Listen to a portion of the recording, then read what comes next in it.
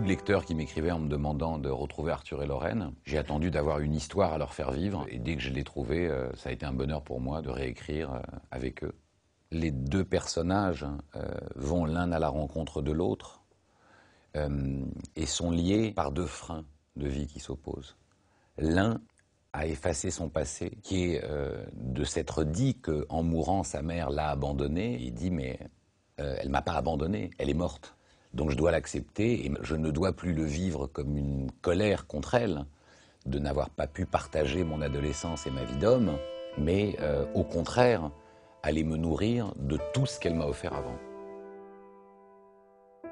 La valise noire, qui est au cœur de l'intrigue, elle existe dans la vraie vie.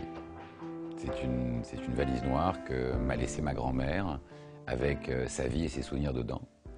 Et cette valise, elle a une histoire parce que c'est avec cette même valise qu'elle descendait dans le métro avec ses deux filles sous le bras pendant les bombardements.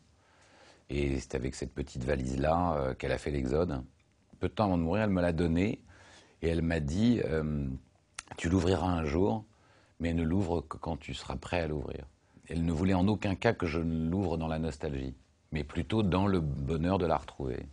Et j'ai toujours gardé cette petite valise, elle est toujours dans mon bureau et je ne l'ai pas encore ouverte.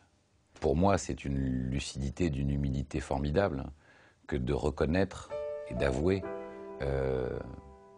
avoir plongé dans la dépendance de l'autre.